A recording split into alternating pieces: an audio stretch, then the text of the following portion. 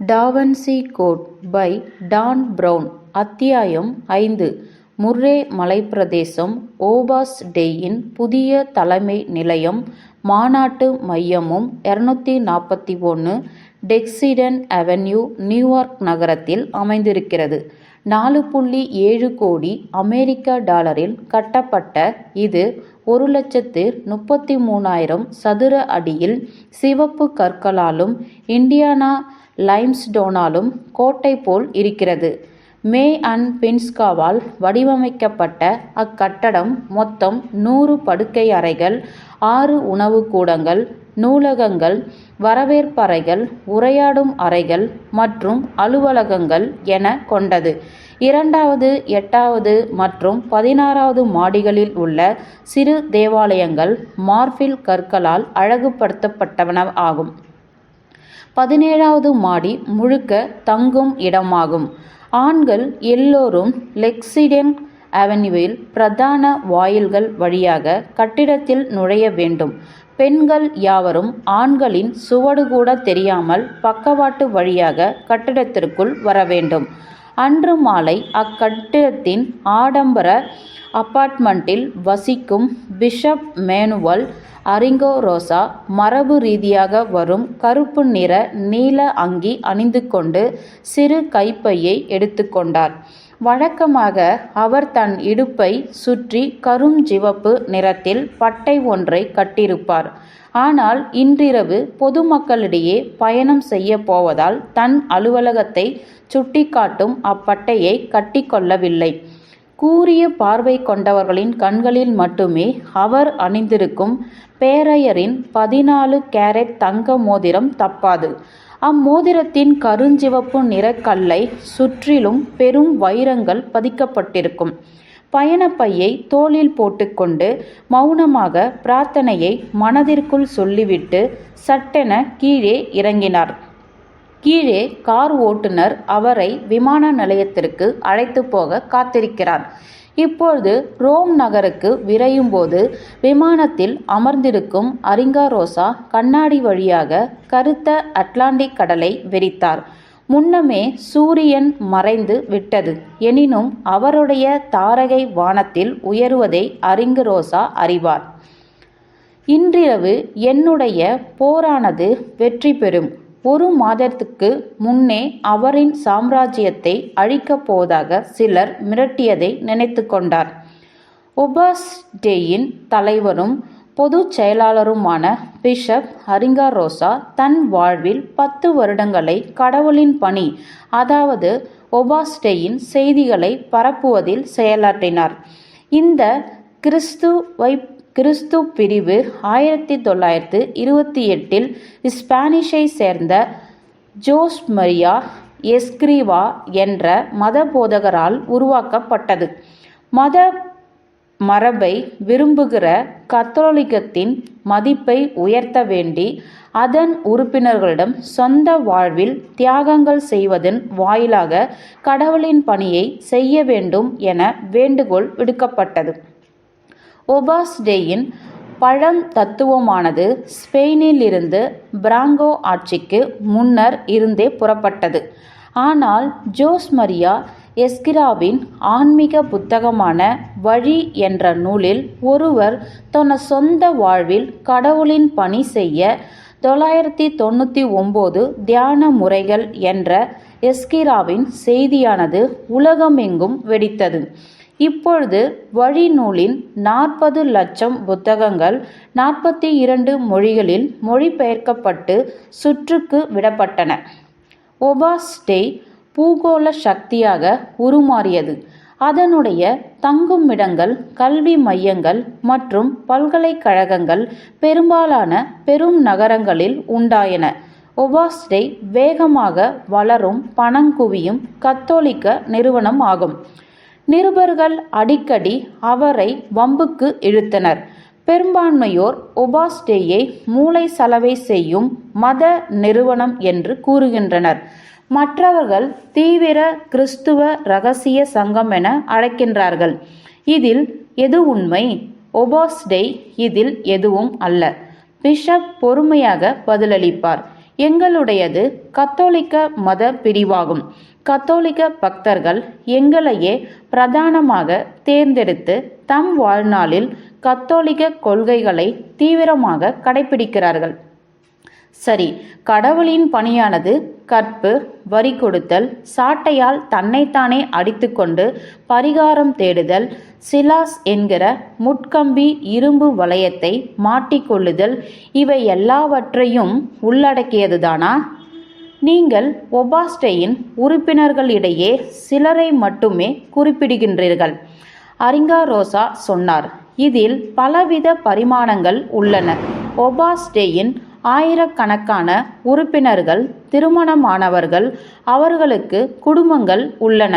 தங்கள் சொந்தங்களிலே அவர்கள் கடவுளின் பணியை கடைபிடிக்கிறார்கள்.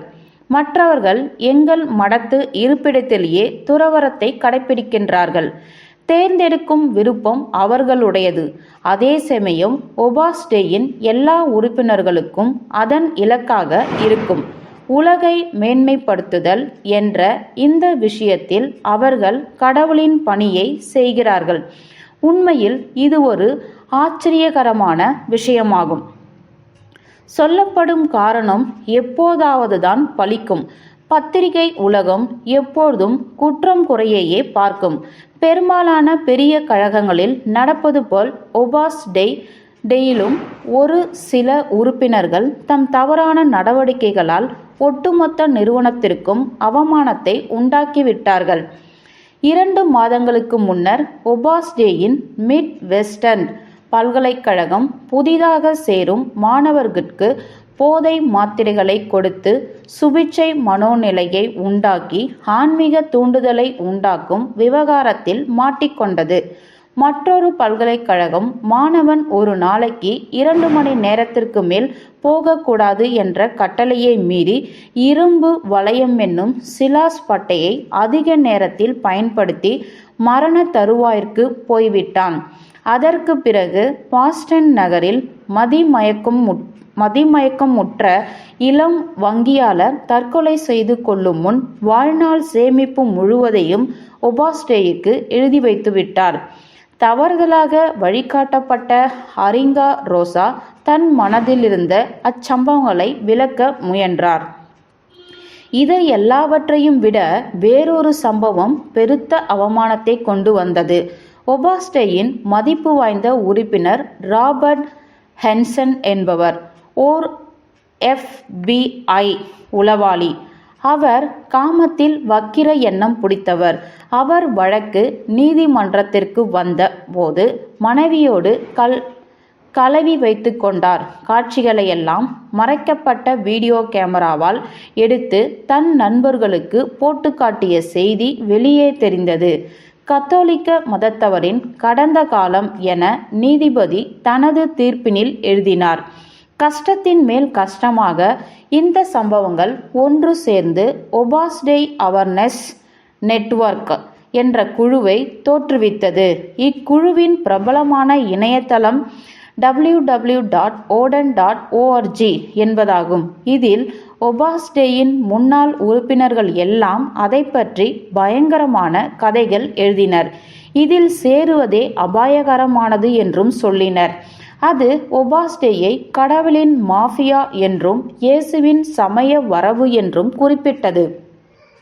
புரிந்து கொள்ள முடியாதவற்றை கண்டு நாம் ஆச்சரியப்படுகிறோம் என்று நினைக்க அரிங்காரோசா ஒபாஸ்டே எத்தனை பேர் வாழ்வை சிறப்படைய செய்திருக்கிறார் என்று இவர்கள் அறிவார்களா என ஆச்சரியப்பட்டார். அதற்கு வாடிகனின் ஆதரவும் ஆசீர்வாதமும் உண்டு. ஒபாஸ்டே போப்பாண்டவரின் சொந்த சமய குரு பதவியாகும். இருந்தாலும் அண்மையில் பத்திரிகை மற்றும் தொலைக்காட்சி உலகை காட்டிலும் சக்தி வாய்ந்த சக்தியால் ஒபாஸ்டே மிரட்டப்பட்டது. எதிர்பார்க்க முடியாத விரோதி. அதை அரிங்காரோசாவால் மறக்க முடியவில்லை. 5 மாதத்திற்கு முன்பு அவரது பலவித வண்ணம் தோய்ந்த சக்தியானது அசைக்கப்பட அந்த அடியிலிருந்து அரிங்காரோசாவால் மீள முடியவில்லை. அவர்கள் தொடங்கி வைத்த யுத்தத்தை அவர்களே இன்னும் உணரவில்லை. அரிங்காரோசா தனக்குத்தானே முணுமுணுத்து கொண்டு விமானத்திற்கு அடியில் தெரிந்த கருத்த கடலை வெறித்து பார்த்தார். ஒரு கணத்திற்கு அவர் கண்கள் தன்முன் தெரிந்த அவரின் கோர முகத்தை கண்டது. அது கருமையாகவும் நீண்ட சதுரமாகவும் இருந்தது. அவர் ஒரு காலத்தில் ஸ்பெயின் நாட்டில் இளம் மதபோதராக இருந்தபோது யாரோ ஒருவனால் தாக்கப்பட்ட போது உடைந்து போன மூக்கு சப்பையாக அந்த முகத்தில் தெரிந்தது.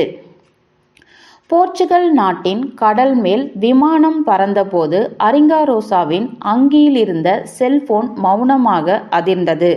விமானம் பறக்கும்போது செல்போன் பயன்பாட்டை விமான விதிகள் தடை செய்திருந்தாலும் இந்த அழைப்பை நிறுத்திவிட முடியாத காரியம் என்பதை அவர் அறிவார். ஏனெனில் ஒரே ஒரு மனிதர்தான் என்னை அறிவார். அவர்தான் அரிங்காரோசாவிற்கு அந்த செல்போனை தபாலில் அனுப்பி வைத்தார். உணர்ச்சிகள் கொந்தளிக்க பிஷப் சட்டென பதிலளித்தார். எஸ், சிலாஸ் கர்ச்சாவியை கண்டுபிடித்து விட்டேன். அது பாரிஸ் நகரத்தில் ஜெயின்சல் பீஸ் தேவாலயத்தில் உள்ளது, கூப்பிட்டவர் சொன்னார்.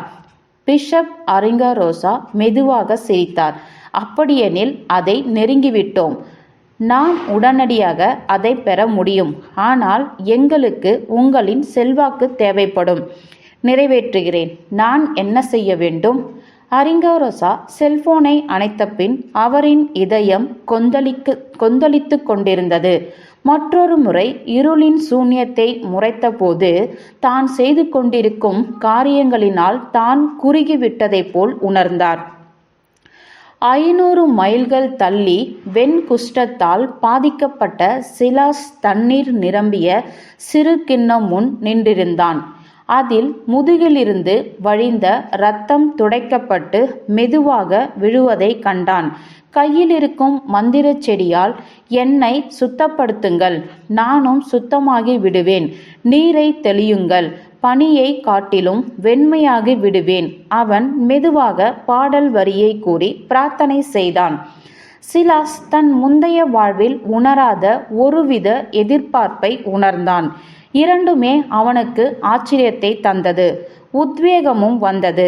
சென்ற 10 வருடங்களா அவனும் வழி அதனை கடைபிடிக்கிறான். தன் பாவங்களை கழுவுவதன் மூலம், வாழ்வை புனரமைப்பதன் மூலம், பழைய வாழ்வின் வன்முறையை ஒழிப்பதன் மூலம் அதை கடைபிடிக்கிறான். இன்றிரவு அவைகள் திரும்ப எழுந்து நிற்கின்றன. வெறுப்பின் மீது அதீத வெறுப்பை காட்டி அதை அடக்க முயன்றான். ஆனால் அதுவும் நிமிர்ந்து நிற்கின்றது. தன் கடந்த காலம் எவ்வளவு விரைவில் மீண்டும் வந்து இருக்கின்றது. ஆனால் அவனுடைய திறமைகளையும் சேர்த்துதான். துருப்பிடித்தது என்றாலும் அவை சேவை செய்வன. இயேசு கிறிஸ்துவின் செய்தியை அமைதி, வன்முறை இல்லாமை, அன்பு, இந்த செய்தியே துவக்கம் முதல் சிலாசுக்கு சொல்லப்பட்டது. அதை இவன் இதயத்தில் வைத்திருக்கிறான். ஆனால் இந்த செய்தியையே அழித்தொழிக்க இயேசுவின் பகைவர்கள் மிரட்டல் விடுத்திருக்கின்றனர். கடவுளையே மிரட்ட ஆற்றலை பயன்படுத்துபவர்களை எதிர்க்க அதே ஆற்றல் பயன்படும். ஆம், நிலையானதும் அசையாததும். 2000 வருடங்களாக கிறிஸ்துவ வீரர்கள் தங்கள் பிக்கையை தகப்பவர்களுக்கு எதிராக போராடி கொண்டிருந்தார்கள். இன்றிரவு சிலாசும் அப்போருக்கு அழைக்கப்பட்டிருக்கிறான். காயங்கள் காய்ந்த பின்னர் முட்டியளவு அங்கியை அணிந்து கொண்டு தலைக்கு முக்காடு இட்டுக்கொண்டு, அந்த அங்கி எளிமையான ஆழ்ந்த நிறமான கம்பளிகளால் நெய்யப்பட்டதாகும். அது அவனுடைய தோல் வெண்மையையும் தலைமுடியையும் இன்னும் பளிச்சென காட்டியது. இடுப்பை சுற்றியிருந்த கயிற்றை இறுக கட்டிய பின் தலைக்கு மேலிருந்த முக்காட்டை மெதுவாக விலக்கி தன் சிவந்த கண்களால் கண்ணாடியில் தெரிந்த தோற்றத்தை மெச்சிக்கொண்டான். சக்கரம் சுழல ஆரம்பித்து விட்டது. டா வின்சி கோட் பை